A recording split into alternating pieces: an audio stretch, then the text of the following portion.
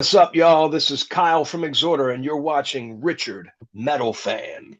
Hey, what's up, guys? Episode 300 and something of Richard Metal Fan interviews, calling from Zoom, and I have the honor to speak with the legendary Kyle Thomas from Exhorder. Also plays with Alabama Thunder Pussy, Aortha, Heavy as Texas, Pits and Preps, Saints in Hell, Trouble, and probably some more bands I don't take forever to name. So, how are you doing today, Kyle?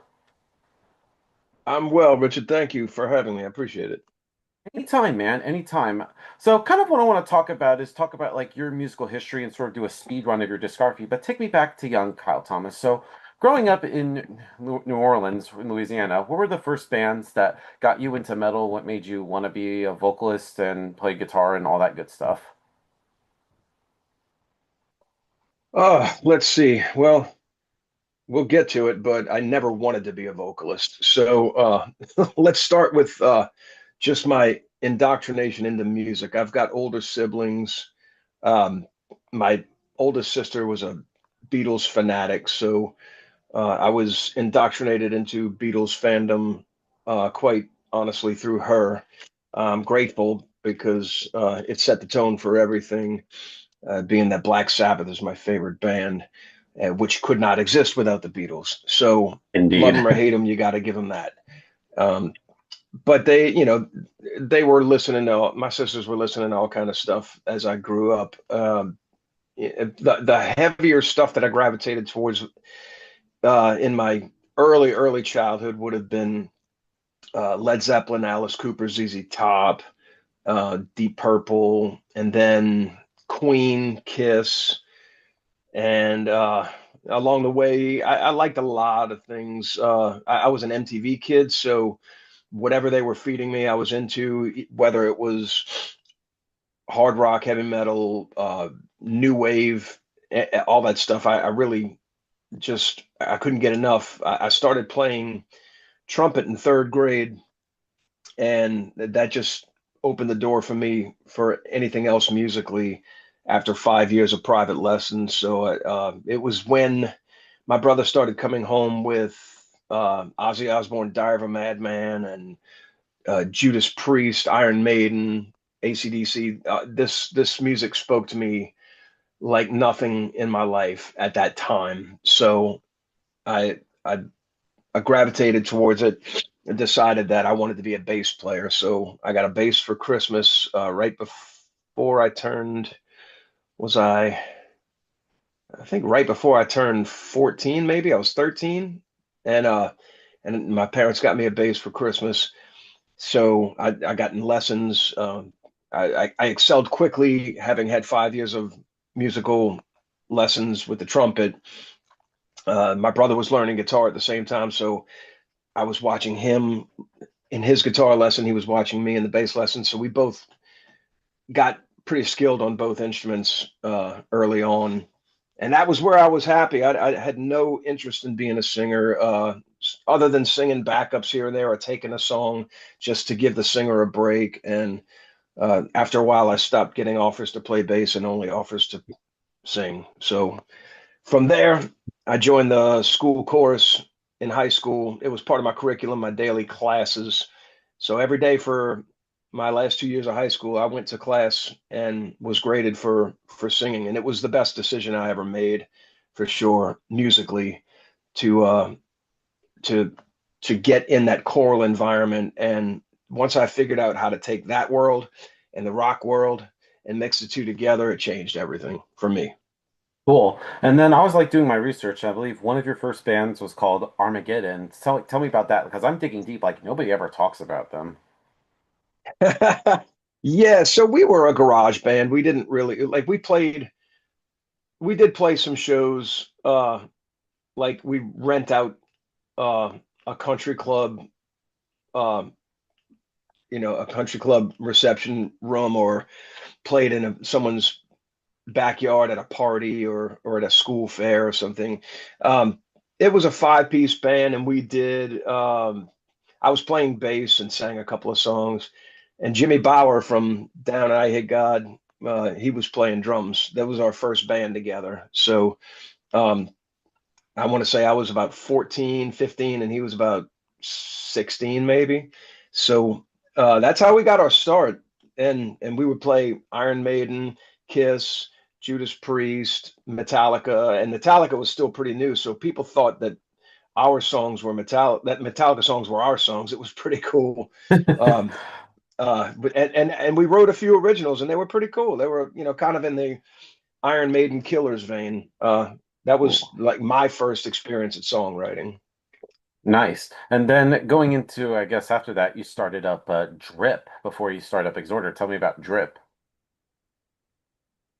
Drip was well after Exhorder. Drip was actually something I was in that for a short period of time. That was a pretty cool lineup. I want to say Drip started in the early 90s, and by that time Exhorder really Drip started after Exhorder kind of broke up. So I want to say no, no, no, we were still together. It was like 90, 91 maybe. So it was Jimmy Bauer on guitar, Brian Patton from Soylent Green, I Hate God on guitar. I was on bass. Um, Tommy Buckley was playing drums. He and Joey Lacaze from I Hate God were the two drummers, and Mike Williams on vocals and Ross Carpelman on keys. And the idea was it was heavy groovy stuff, but nobody was playing different parts. All the strings were playing the same thing, and the keys were following, kind of doubling as a bass. So it was just this gigantic wall of sound of all the same notes, and it was fun. It was really fun. I kind of got out of it because I was going out on tour with Exhorder, and they were still busy recording and such. And I played a few shows with them, and I really probably should have stayed and done it at the time. I wasn't doing multiple bands like I do today. I felt like I needed to be dedicated to one project, and it was just a young man mistake that I made, thinking that I didn't have enough of me to go around when I did. But I really enjoyed playing the few shows that we played. It was really a fun band. Yeah, but then tell me about forming Exhorder because the band formed in 1985. Like, how'd you get to know everybody? So three of the guys uh, were in a band together called Sabotage, and it was just a heavy metal cover band. They had a handful of originals, and they were growing unhappy with the fact that they were stuck playing covers and not having to play their own songs, being expected to wear spandex and makeup and that sort of thing. So they ended up meeting our drummer Chris Nail at some punk rock shows because Chris was a punk rocker. The other guys were more on the metal side, but fans of crossover and punk. So they started playing together, and I joined last in the spring of 1986. I met them at a DRI. Well, I met them at some other gigs, but we started talking at the DRI gig. I heard they were looking for a singer, and I went and auditioned, and it was four on the floor ever since. So I had just turned 16, maybe 2 months before I joined. Oh wow. And I know recently like Exhorder celebrated like 40 years of being in the band, even though I know the band's been on hiatus, broke up a few times, but 40 years of Exhorder, Kyle. Like, did you think that you guys would be around for this long? Yeah, 40 years of Exhorder with about 17 years total of activity because we broke up so many times. So it's funny, like you say, celebrate. Somebody mentioned it to me the other day that it was 40 years of Exhorder, and I thought about it. I was like, oh wow, no shit. It didn't even occur to me. I just didn't think about it. So, um, I guess maybe later on this year when we go out and tour, we'll have to mention something about that. Yeah, it's cool. We've had our ups and downs. We broke up more times than anybody ever should have. But here we are. This is the longest tenure that the band has had without a breakup. We've been um, in various lineup formations, but with the core of me and Sasha and Jason, we've been going since 2017. So at the end of this year, it's going to be 9 years that we've been going without a breakup, and it's pretty nice. I'm grateful that we finally have found some peace within this band and a lineup that cares enough about each other to not want to kill each other every day. Yeah. Yeah. Yeah. But what would be for you personally be a bucket list thing for Exhorder? Like, what would be that one thing be like, man, wouldn't it be awesome if we did that? Well, for now, the next step for us is to get to be on a bigger tour that's, like a real big tour, like maybe, a, a, a bigger, a larger theater slash arena tour as a support act to get our foot in the door there. We came out around the same time as a lot of the bands that are out there playing at a high level today, like Cannibal Corpse, Obituary, Deicide. Um, so many of those bands came out, at the same time as us, maybe a little before or a little after, and um, they've found success in consistency by not being a band that breaks up, comes back 27 years between the second and third album. That's been the biggest detriment to us, I think, because I feel like as a band we're as good as anybody and could easily be playing, the later slots or headlining slots on these festivals. We get to headline some festivals here and there, usually the smaller ones, or we get to headline, the smaller stage, that sort of thing. So we're playing at a high level uh and probably at a level that a lot of bands normally wouldn't get, having disappeared for this long. So, you know, I guess that's some sort of an accomplishment right there. This band, for whatever reason, gets bigger even when we don't do anything. When we're not doing anything, the band still grows. So when we're out there working hard and doing it at a high level, it to me, I feel like we grow exponentially. So I'm not going to rest until we we hit the highest high that we can possibly get. Either that or until everybody kind of runs out of gas and just gets tired of doing it. Yeah, but then talking about like the early years, because I know you eventually played around like New Orleans and stuff, and then you got signed to Road Racer Record. So how did they find Exhorder? Um, that's a good question, actually, because this all started in the late 80s, and there was no internet. The digital world was still really brand new when it comes to the technology of recording. Tape trading and snail mail were the way that people corresponded. We actually had a PO box for people to write to us. And, if you were reading fanzines or if you got a hold of our demo, there was a PO box on the back, and that's how it worked. So the tape trading world really helped us get exposed out there.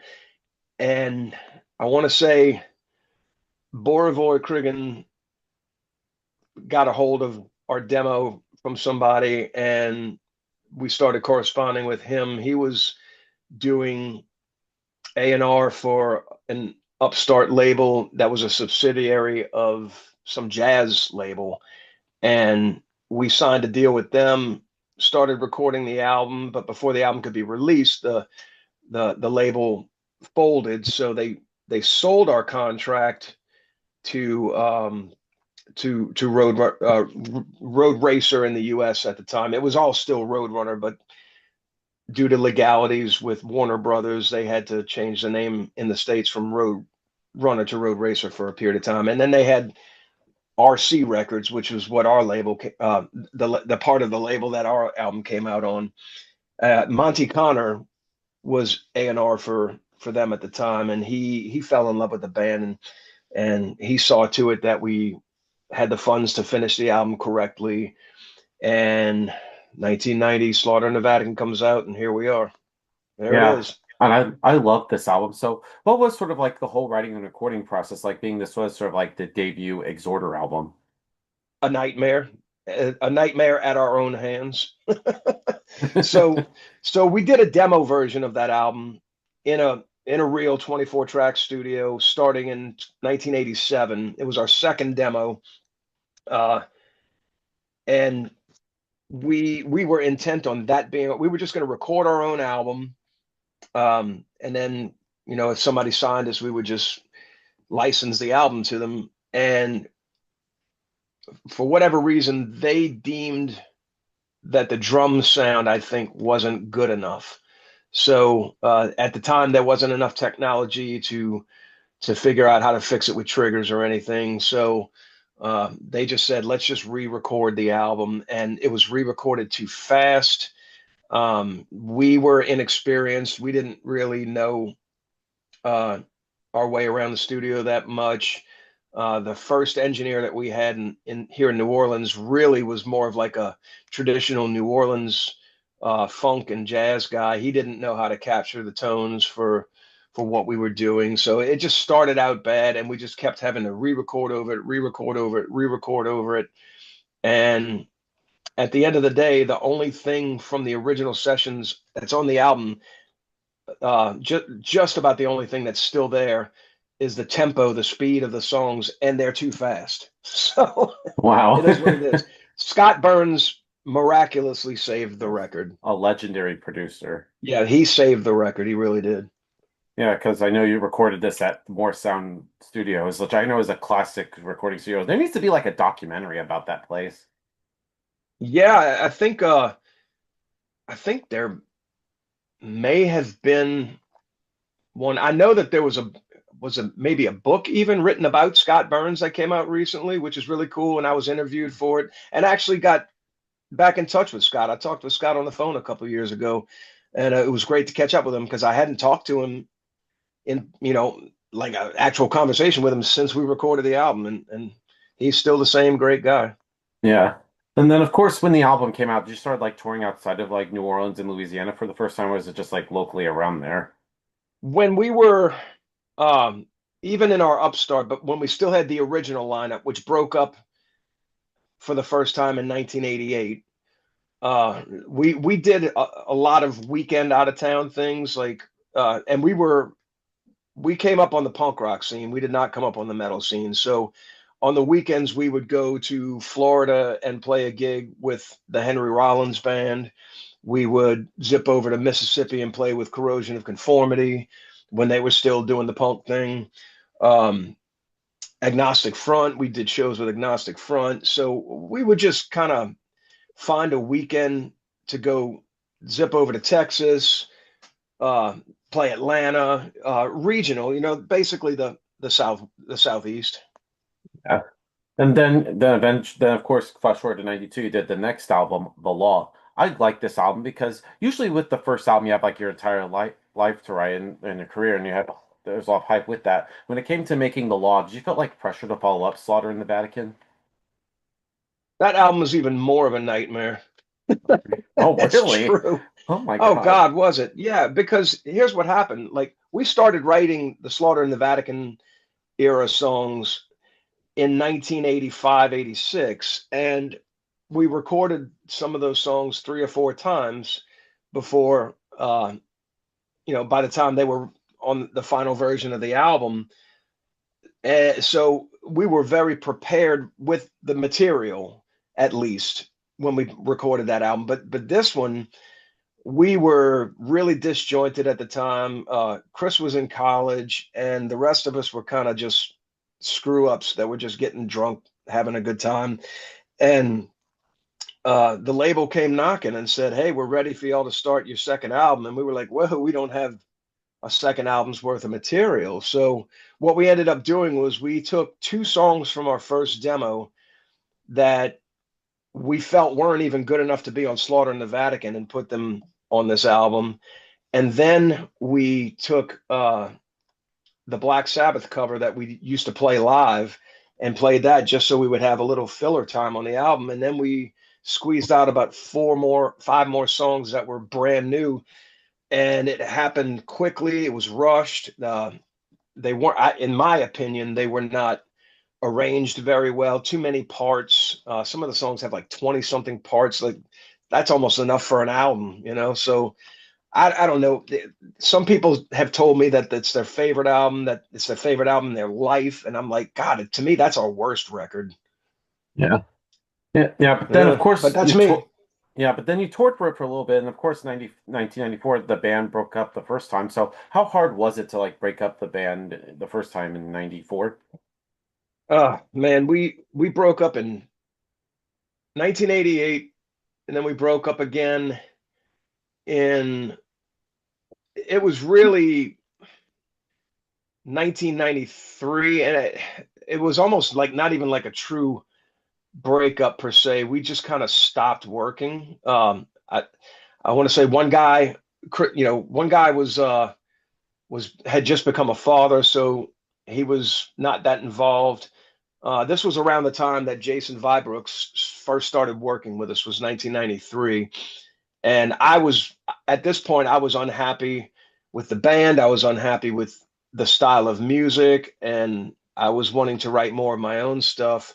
So I was kind of disconnected from the whole thing as we were trying to keep it together with me, Chris, uh, Jay, and Jason. And I just kind of one day said I'm kind of over it. So I put together a project with my brother called Penalty, which became Floodgate, which we released an album on Roadrunner with down the line. And that was more like a Sabbathy, Soundgarden-y kind of band.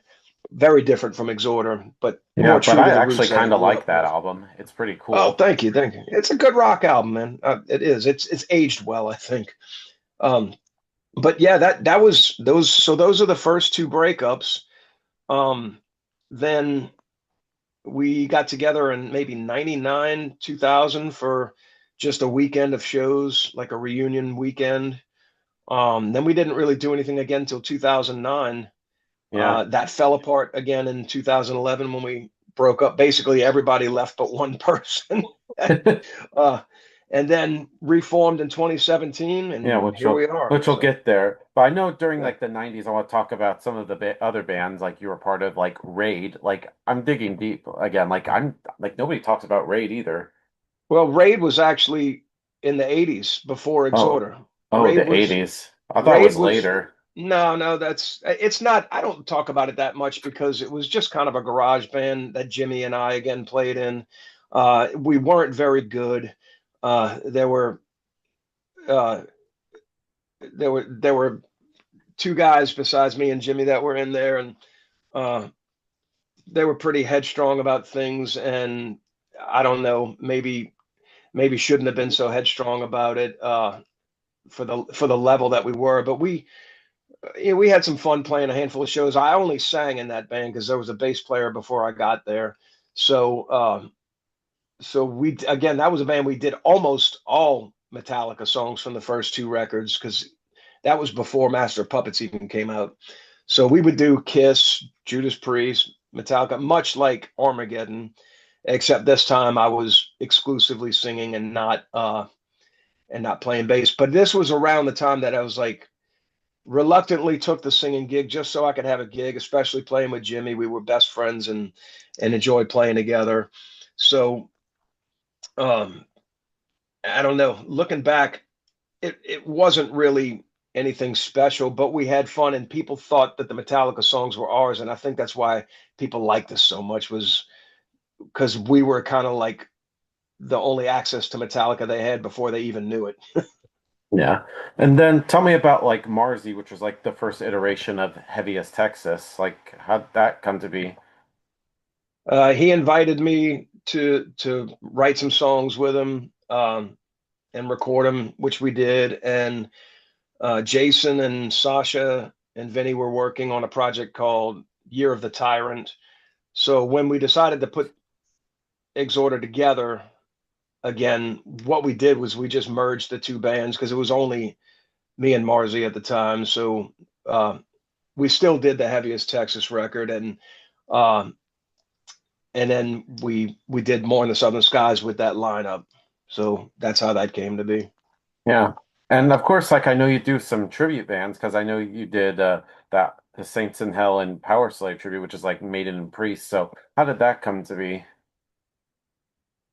I've got a few of these. I mean, I've been playing in and out of cover bands for many, many years now. It was something that I didn't like much, and a lot of people look down on cover bands, and that, I'd have to say a long time ago I probably did too, but I secretly was jealous of all my friends in cover bands because they actually made money, which I wasn't doing at the time.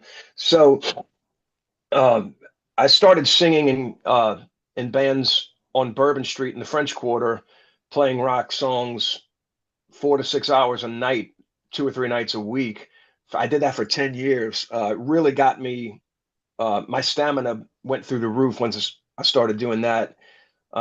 Singing uh, Kansas, Led Zeppelin, um, AC/DC, Journey, all that stuff. But also, there was a lot. We did all kind of stuff. We did new wave songs. We did, I was singing Billie Jean by Michael Jackson on Bourbon Street. I had a great time. Hey, It classic was a shit really right fun there. gig. Yeah, man. Yeah. So it definitely helped me broaden my skill set. And, it's always a treat not to have to play heavy metal. One of the cover bands I have here is called Blue Monday, and it's a new wave tribute. And so it's all like new wave synth pop, Duran Duran, Depeche Mode, The Cure, The Fix, The Cars. It's really a cool band. It's Wow. fun because it's not heavy metal. But Yes, the because guy who's the bass player in that band is actually the brainchild of all these tribute acts that we have with him and his brother and some other people. I have a Black Sabbath Dio Years tribute, and that band, everybody that's in that band is in Saints in Hell, which is the Judas Priest tribute. But we enlisted the help of Sammy Duet from Acid Bath and Goat Whore. He plays the other guitar uh, parts because you need two guitar for Judas Priest for sure. yeah, And we have a gig. We have a gig tonight in Houma, Louisiana. I'll be leaving in a few hours to go jam with those cats tonight. cool, cool. Of course, with having like those other bands, especially where you play like the different genres that are outside of metal, is that because eventually you need to like get a break because after listening to metal so much that you just want to try to like branch away and do something different for a moment. Yeah, yeah, no doubt. That's variety is the spice of life, as they say. And I don't know. Like people ask me all the time, what metal bands am I listening to? It's like I haven't listened to metal by choice at home in so long. Like I'm only usually listening to music I'm writing, or like if I have to learn a set. Like otherwise, if I'm listening to music by choice at home, it's it's any genre outside of metal. It's not that I don't love metal. It's just the way I tell everybody is if I owned a pizzeria, when I came home, the last thing I would want to eat is pizza. Yeah, good So analogy. as much as I love pizza, so Exactly. and as a musician, I think most true musicians aren't genre exclusive. I meet some people that are like lifers in this business and all they listen to is metal, or like all they listen to is extreme metal. I'm like, God, like how do y'all do it? I don't know. I respect it because for me it's like I couldn't listen to the same thing every day. I just couldn't. Yeah.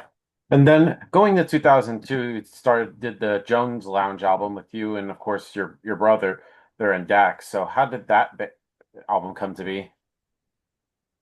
So that was Dax Steeler. I went to high school with Dax Steeler. He's been a friend of mine since we were teenagers, and we sang in the high school chorus together, as a matter of fact.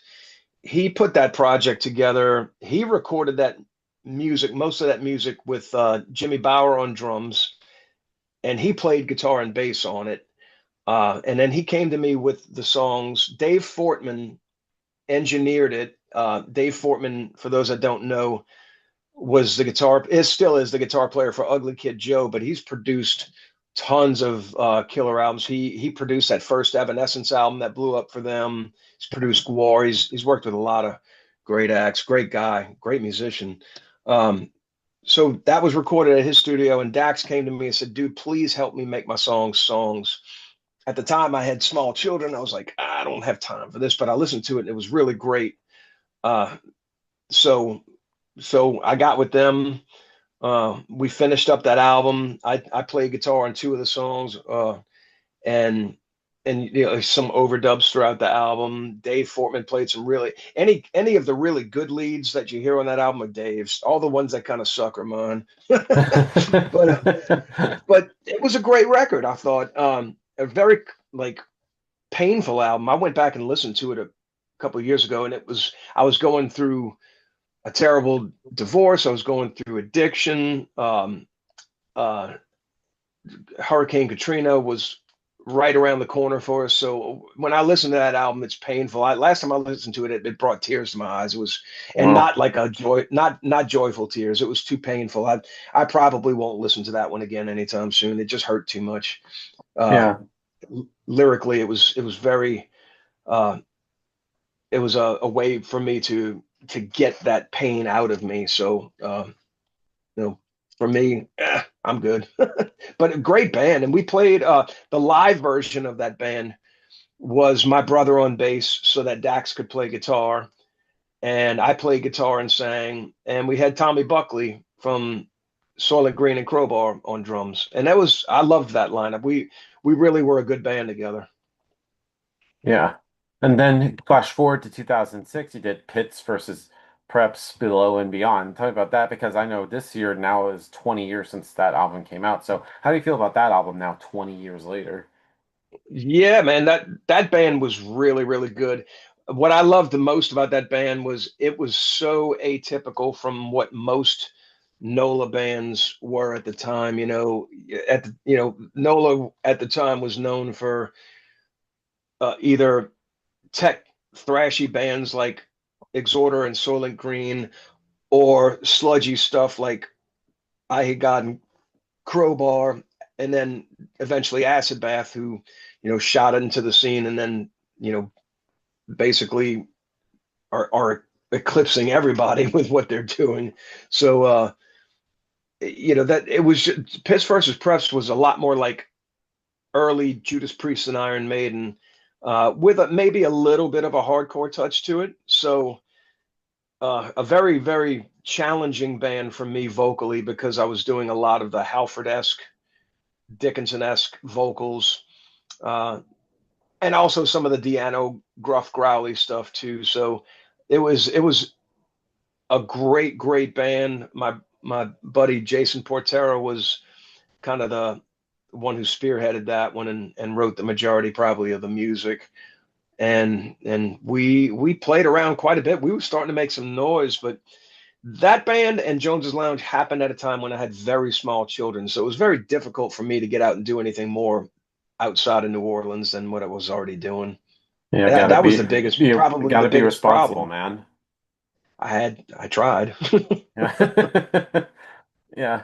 And then going into 2007, you joined up with Alabama Thunder Pussy with their album Open Fire. Tell me about that. How did you end up joining that band? That came to be shortly after Hurricane Katrina happened. My home flooded during Katrina. It was only about a foot of water, but because I couldn't get into the house for 3 weeks, mold had taken over. It was just a pain in the ass. Like I said, I was uh, right at the end of a bad marriage, so that chapter of my life, that Hurricane Katrina kind of closed the chapter of my life, and I was unhappy.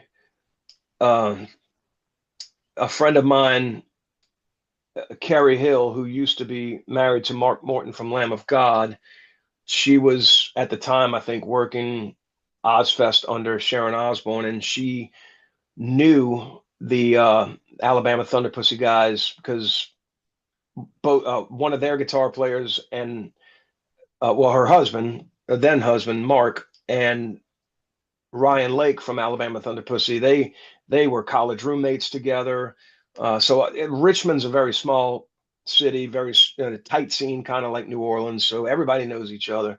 So she reached out to me. She's like, she knew I was available, and she said, "Would you be interested in singing with Alabama Thunder Pussy?" And I was like, "Isn't that the band with like the chick bass player or something?" And they were like, she's like, "No, that's Nashville Pussy." Heard of But them. I remember I wasn't going to a lot of shows at the time, but Alabama Thunder Pussy used to come through New Orleans and play a lot. I used to see their name all over at a traffic stop on the telephone pole, a flyer, So I said, well, yeah, I know the name.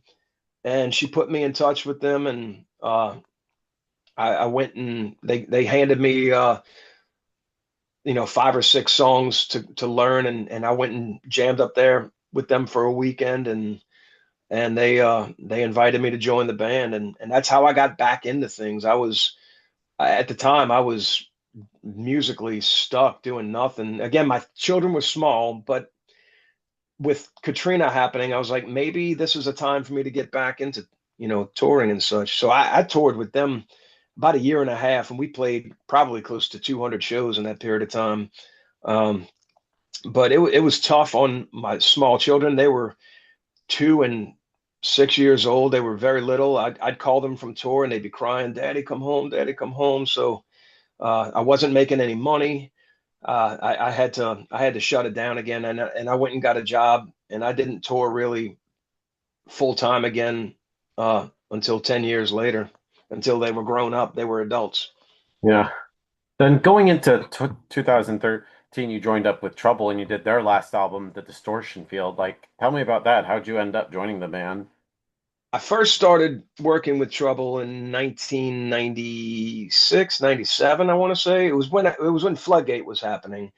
I made friends with then bass player Ron Holzner, and we were playing. Floodgate was playing this festival in Chicago called Expo of the Extreme, which was a combination rock and roll festival and a porn convention. So it was porn stars and rock stars. What could go wrong? Hey, can't Uh, complain about that.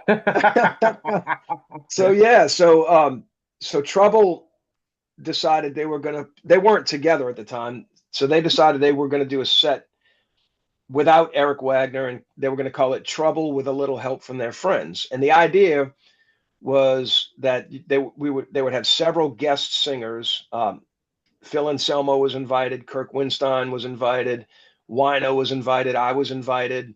I want to say John Garcia from Caius was invited, because a lot of those bands are supposed to play on this festival, and then some of those bands ended up dropping off, and it ended up just being me and Wino left.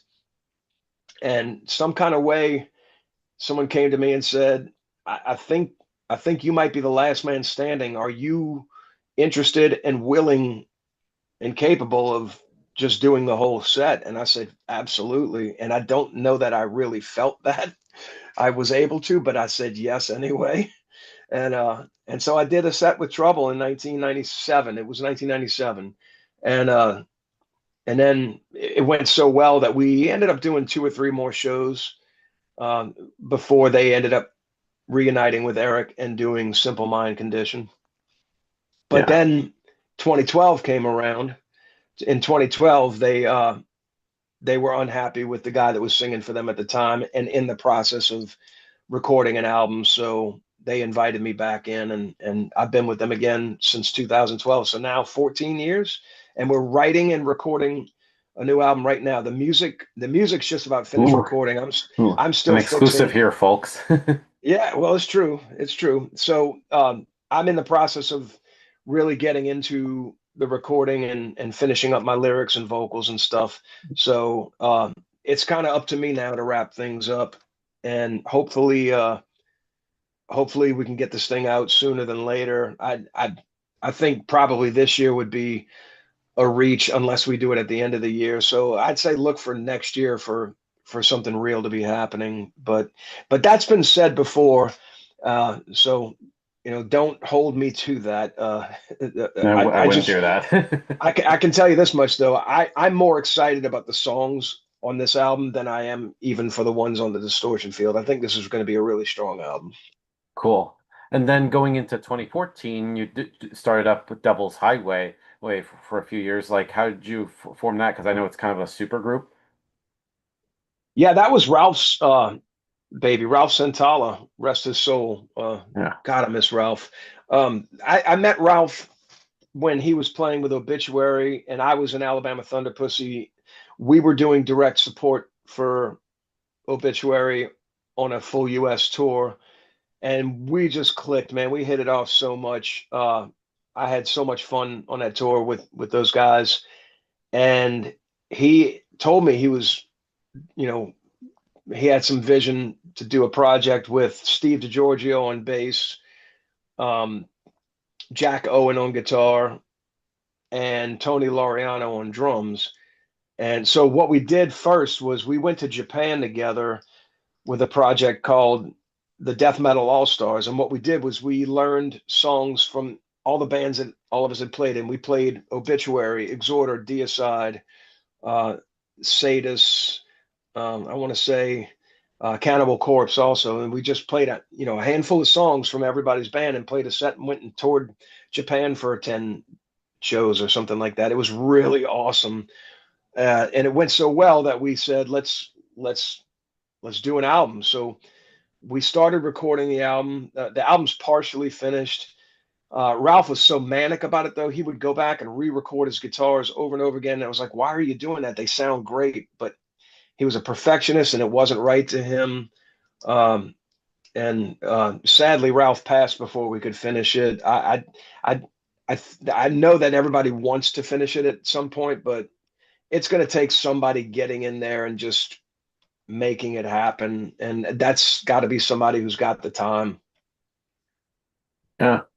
Yeah, and then kind of going a little bit later to 2019, you did the More Than the Southern Skies by Exhorder, the comeback album. So what inspired this album, and how the idea come to be to make a new Exhorder album at the time? We had decided to reform and give it another try. Uh, over cocktails at a Corey Feldman concert. Really? Yeah, true story. And so, like I said, we took um, Heavy as Texas and Year of the Tyrant and just said, let's put these two bands together and make a lineup, and it'll be Exhorder.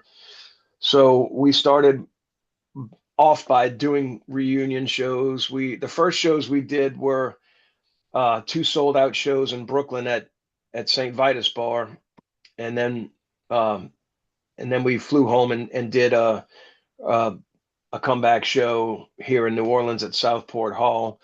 So that was really early 2018, and it just kind of set the groundwork for us to get serious about the album. So we did the festival circuit in Europe that summer just to test the water, see what the interest was. The interest was great. So we started recording the album, writing the album late 2018 and recording the album in early 2019, and it came out in the autumn of that year and did quite well on the charts, I have to Yeah. say. Yeah, were you kind of like nervous at all making this album? Because there was a Yeah, long gap between the Law to More in the Southern Skies. it took a while for all of us to kind of get back our sea legs, because we hadn't played that style of music in so long. It was a little scary. Yeah, that album is probably even more different than Defectum Omnium from the early stuff. Um, there's really only a handful of thrash moments on that album and a lot of groove. Um, it it is honestly the direction we were heading in after the Law. Uh, so for people that sit there and say, "Oh man, like they lost it after 27 years," we were evolving and changing. We were never truly a thrash band. It's just what we were called by the record label because they didn't know what else to call us. So that's an honest evolution for the band, um, for sure. But when we did Defectum Omnium, we kind of uh, went back to the roots a little bit more. Yeah, but with More in the Southern Skies, did you wanted to pick up where you left off after the Law, or being as it was like a long gap, you was almost like a new fresh start for Exhorder in a way? That there was definitely a pretty clean slate, but it was very important that we not abandon the early stuff completely, because that would have just been weird to have that different of an album and alienate our early fan base. So we made sure that there was enough thrash on there, uh, and groove and all that stuff. But the songs, to me, the songs are a lot better crafted on that album than any of our earlier albums. In the very beginning, we had better structured songs, I thought.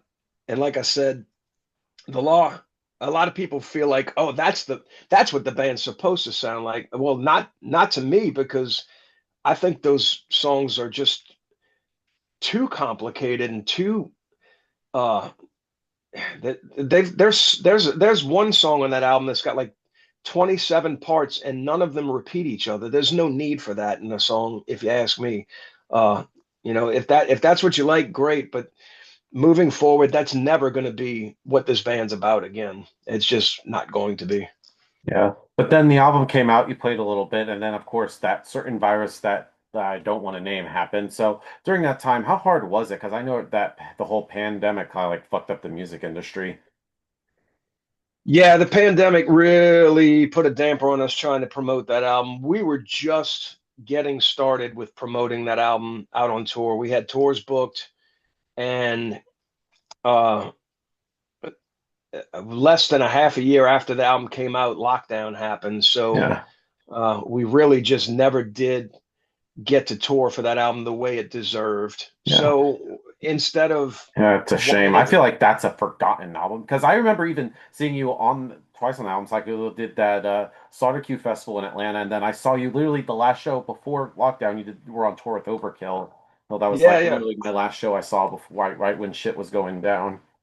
okay, yeah, yeah, yeah, yeah. Those shows were cool. Those shows were fun. Um, but yeah, I want to say what, maybe 2 days after that show is when lockdown happened. So you caught one of the last shows.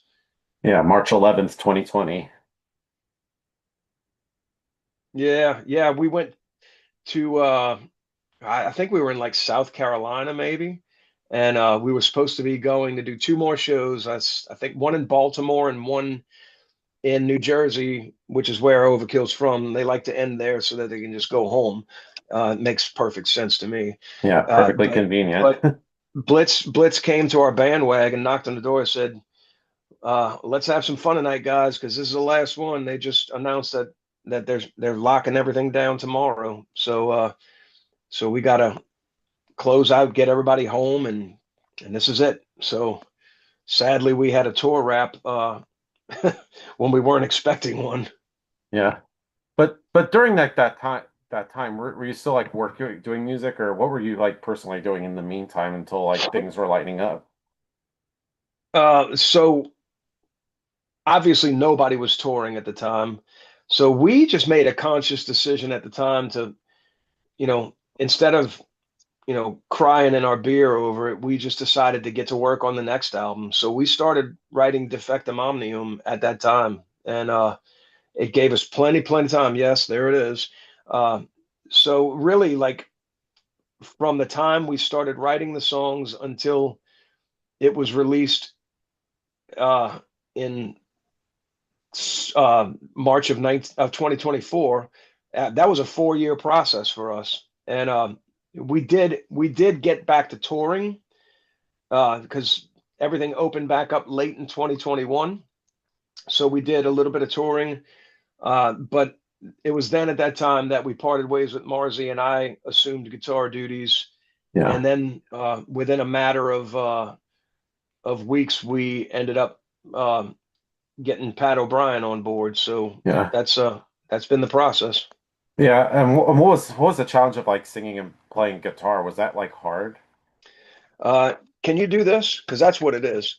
Yeah, I could do it a little bit. It takes a lot of coordination. So Exhorder riffs are not easy to play. They've never been easy to play. Um, and the singing is usually counter rhythm to the riff. So it's like one thing's doing this while the other's doing this, and you have to really connect the dots. It's tricky. It's funny because I always joke that Pat is the greatest extreme guitar player in the world, and I'm the world's okayest extreme guitar player. But but he always tells me, he said, dude, don't cut yourself short. He said, everyone is sitting here scratching their heads wondering how you're doing it and singing at the same time. So Yeah. I'm like, well, there's my gift. That's what I have to offer here. It's Yeah. not it's not amazing solos. Yeah, you could have had gotten a fifth guy, but you figured, no, you just prefer like quality over quantity. Not to mention, here's the thing: there's no more original guitar players from Exhorder left, but the guitar is now back in the hands of an original member. So who's going to feel those songs better than I do? I've known these songs for 40 years now. I was a child when we started writing these songs. So I'm capable of playing them. Um, I enjoy playing them.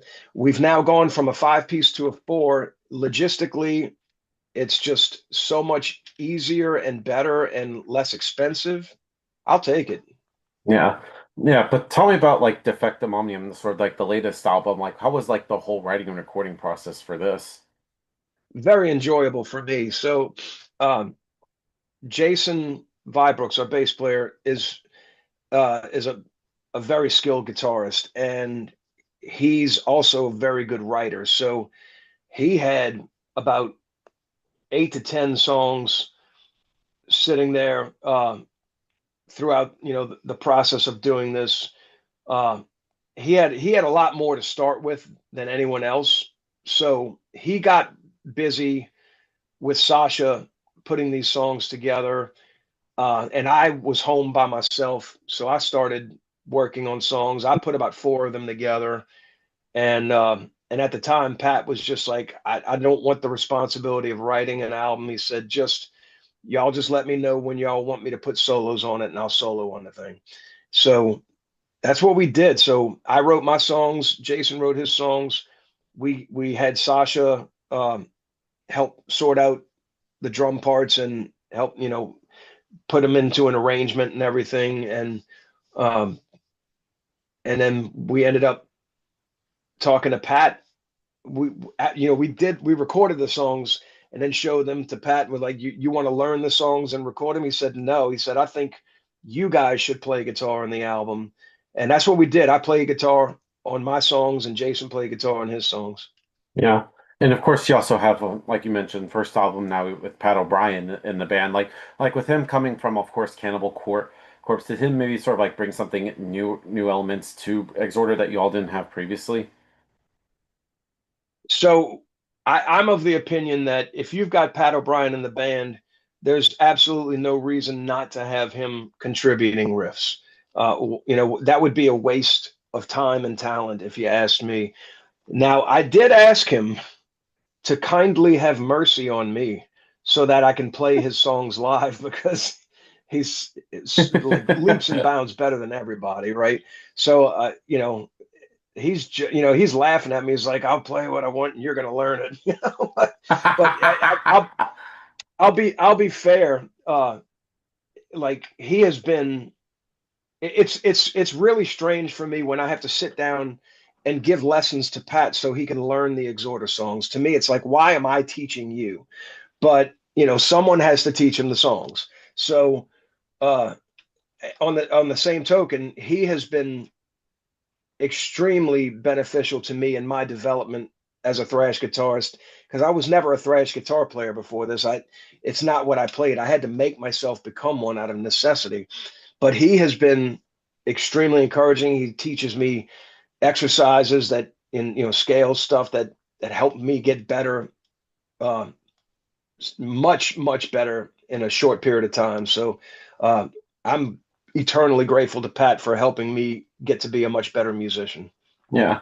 And talking about sort of like the lyrics or being as you also are the vocalist, like do you need to put yourself in like a certain mind frame in order to come up with lyrics, or they just come very naturally and organically? Lyrics are the biggest pain in the ass of all. They really are. Um, they when you're a young person and you've got a lot to say and it hasn't been said yet, I think they come a little more naturally. When you get older and you've said a lot already, you have to be careful and choose and cherry pick what you're saying for a lot of reasons. One, you don't want to regurgitate the same topics over and over again, and you also uh, need to keep it interesting and fresh. So, my perspective on life as a 55-year-old man is way different than it was when I was 15, 20 years old. So that's something to consider also. I always joke that instead of angry young man music, we now make angry old man music. So I don't know. I try. I save the lyrics for last because to me they're just the biggest pain in the ass, and but they're extremely important. They have to be something that resonates with people and gives people something to connect with. Yeah. And of course, you also play guitar too. With singing and playing guitar, do you find like you're able to express your different sides of you creatively with both instruments? Yeah, yeah, no doubt, no doubt. The guitar, any musical instrument, when you put it in your hand, um, you're basically pouring your feelings out through the notes, your emotions, and it's very similar with vocals and lyrics. It's all very cathartic for me. Yeah. Yeah. And do you feel like you're able to could express like one side of you that you couldn't express with another instrument and vice versa? Um, I don't know. I really like. I've only recorded a handful of instruments ever in my life: guitar, bass, um, a little bit of piano here and there, that sort of thing, maybe some percussion and stuff. I really haven't gotten into like I played trumpet for 5 years as a kid, like I said, but I've never recorded it. I don't even play it fluently anymore. I can pick it up and make noise with it, but um, I don't really have a whole lot to measure against outside of guitar, bass, and vocals, really. Yeah. And of course, still talking about the latest album, Defective Omni. I'm like, being as it's now been out for almost 2 years, like how has like the overall like reception and feedback been? Like, were you pleased with like the feedback? It's been great. We charted much the same way for that album that we did with More in the Southern Skies. It's been a success. We've paid back our the investment that Nuclear Blast put into it. So very much a successful album. The band's bigger than it's ever been, and we had probably better airplay off of our singles on this album than any album we've ever had. So yeah, there's a ton of reasons to be excited with this album and what it represents moving forward for us. Yeah. And I know you play with a lot of different bands, like whether it be with Exhorder, Alabama Thunder Pussy, or the Trouble. Like, do you have to be like in a certain mind frame when being in certain bands, or do you able to have like free reign and bring and sort of like do whatever you want with your with any of the bands that you're been a part of? I'm sorry, could you repeat that question? Yeah, like I know you play with like a bunch of different bands from like Exhorder to Trouble to Aor, the Alabama Thunder Pussy. Like, do you have to be in a certain mind frame in order to, depending on the bands, or do you able to have like free reign to do whatever you want? So, um, each band is its own thing, and you have to treat it that way. Um, like I have a different approach with Exhorder than any of the other bands because it is so stylistically different. Um, but at the same time, when when I play with Trouble, I my goal is to pay tribute to the spirit of that band. I'm not there to pretend to be Eric, and at the same time, I don't want uh, to not pay tribute to his legacy because as a fan, to me, I have to do those songs in the spirit that belongs to Trouble. So I just do it my way without pretending to be him, but without trying to make it Exhorder-esque, I guess you could say. And same thing with Alabama Thunder Pussy. They had two singers before me. It's very important that the vibe of the early material I capture, even though I wasn't there to write it. So yeah, each band is its own identity for sure. Yeah, and they deserve to be showcased that way. Yeah. And last question I want to talk about is coming from like New Orleans, because that there's like so many great bands, whether it be like Exhorder to Down to Crowbar Bar to Goat Whore. Like I feel like every band is there's like a lot of great C, but every band is like different from one another. So, well, did you feel like comfortable being part of like all that New Orleans like scene, or was it the goal for like Exhorder to like, get in outside of New Orleans and play in front of like different cities and countries and stuff? It was a magical time when we all first started. We were one of the early bands. We were one of the first ones. So a lot of those bands got their start opening for us. Soylent Green, I Hate God, Crowbar, Acid Bath. They all used to open for us, and now some of those bands, if they play, we're opening for them, and that's fine too. I don't mind. It's not a pissing contest for me. I'm so glad that all of my friends from here are doing so well. It's a pride thing for me, and I'm grateful that we were one of the pioneers in making that happen. So I think solidarity is a better approach than being competitive with each other. Friendly competition's okay. You always want to do your best. And if I play a show and there's bands playing after me, I want every one of those bands to watch us play and go, "Oh shit, well we better play our best show tonight." And that's the way it should be. Every band is supposed to elevate the crowd so that the next band can get out there and take it even further. Yeah.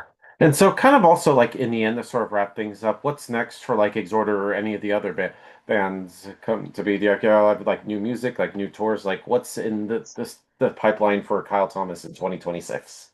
So next week, I will leave New Orleans for Ohio for tour rehearsals for Exhorder. We are starting out the Unforeseen Circumstances tour on January 29th, kicking off in Lafayette, Louisiana, ending February 22nd in Hobart, Indiana. So we're going out to the East Coast, to the West Coast, up, back over through towards the Midwest, and we've got Lewicidal featuring OG members of Suicidal Tendencies. That's going to be killer. Phobia, Grindcore Legends, um, Ringworm from the Midwest, another influential legendary band, and Slowhole from Louisiana here, who are one of the greater up and coming bands, in my opinion. Don't sleep on Slowhole. They're get your butts to the show early. They're worth watching.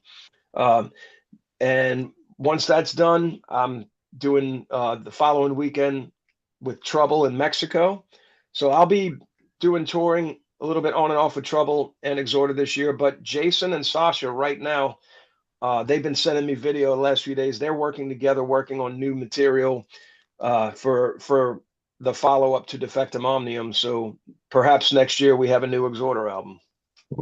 Looking forward to that. Amen. Totally. But thank you, Kyle, for this conversation. I'm so glad to finally have Exhorder on the show. It's just any final words you want to say to the viewers that are watching this to close us out? We are just so grateful for all the support that we get, whether it's from new fans or old fans. We're appreciative of everyone and everything that's happened for us. We always feel grateful and lucky that we've gotten so many second, third chances to do this. So y'all keep coming out. We'll keep swinging the bat hard. Awesome. So everybody, Kyle Thomas from Exhorder, and we'll see you next time.